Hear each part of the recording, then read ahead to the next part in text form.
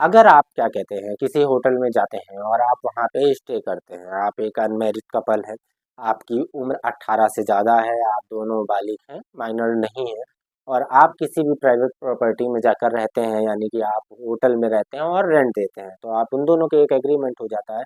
आपने पे किया हो यहाँ यहाँ संपत्ति में उसकी कि आप वहाँ पे उसकी संपत्ति में रहने के लिए आए हैं। ठीक है, आप रह रहे हैं, सब अच्छा चल रहा है, कोई दिक्कत नहीं, आप भी सही हैं, और एंट्री में भी आपने होटल में सब कुछ सही जानकारी दी हुई है, और शाम होती है, उसके बाद आपको अचानक पता चलता है कि पुलिस वालों का छापा पड़ गया आपके होटल पे। तो क्या आपको भी भागना चाहिए जैसे सब, अगर भाग बाकी लोग भाग रहे हैं, या फिर क्या आपको क्या कहते हैं रुकना चाहिए, पुलिस वालों के जवाब देना चाहिए? तो आपको सबसे पहले, अगर ऐसा किसी होटल में होता है, पहली बात तो होता नहीं है जल्दी कि छापे ही पड़ते रहें, वो ऐसा नहीं होता है। पुलिस भी तब आती है जब उन्हें किसी प्रकार की सूचना मिली होती है या मुखबरी होती है कि इस पर्टिकुलर जगह पे कोई अवैध कार्य चल रहा है। अवैध कार्य यानी कि कोई भी हो सकता है, स्मगलिंग हो सकती है, सेक्स रैकेट हो सकता है, देह व्यापार हो सकता है, या फिर कोई और गुंडा या किडनैपिंग छुपा के कुछ रखा हुआ है, तो इस मसले में पुलिस आती है और छापा मारती है। लेकिन आप भी उसी होटल में रुके हुए हैं, तो आप क्या करना चाहिए? तो आपका अगर किसी भी कारणवश पुलिस आपका भी रूम नॉक या खटखटाती है, तो सबसे पहले तो आपको कुछ चीज़ें ये याद रखनी है कि जब भी आप होटल में जा रहे थे, तो आपने जो उसकी एंट्री की थी, तो उस एंट्री में आपका नाम बिल्कुल सही होना चाहिए, एड्रेस सही होना चाहिए, आधार और आईडी आपने जो-जो दी है, सही दी है। आप क्या करने आए हैं, आप अपने कलीग, फ्रेंड, दोस्त जो भी आए हैं उसकी एंट्री लिखिए, वो रिलेशन भी लिखिए कि हाँ मेरा फ्रेंड है, कलीग है, क्यों आए हैं, स्टे करने आए हैं, रुकने आए हैं, या फिर जो भी अपना है पर्पस आप उसमें लिखते हैं।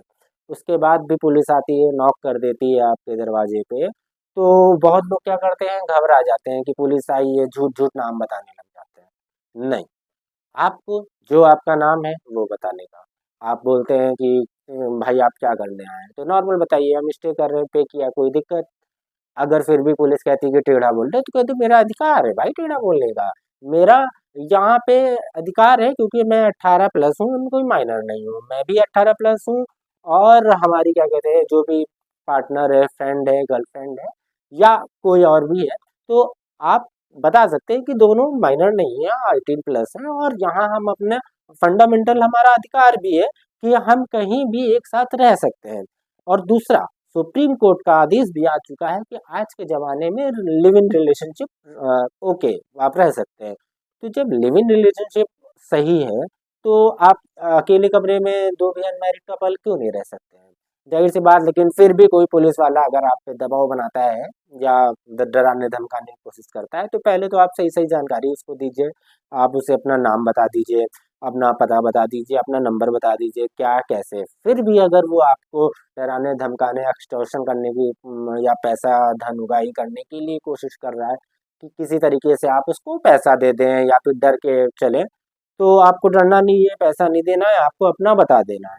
इन केस बिल्कुल वर्स्ट केस होगा वो वहाँ पे कि आपका बिल्कुल नहीं माने, पुलिस बदतमीज़ी करने लग जाए और आपको थाने ले जाए बुला करके, तो भी आपके अलग से अधिकार है, उस पे अलग से वीडियो कभी बनाएँगे। वैसे तो थाने कभी नहीं ले जाती है, और अगर थाने ले भी जाती है, तो उसमें उसके प्रोसीजर हैं कि आप थाने में आप जा कर के फिर मजिस्ट्रेट के थ्रू जो भी आप क्या कहते हैं पुलिस वाले के खिलाफ एफआईआर भी दर्ज कर सकते हैं।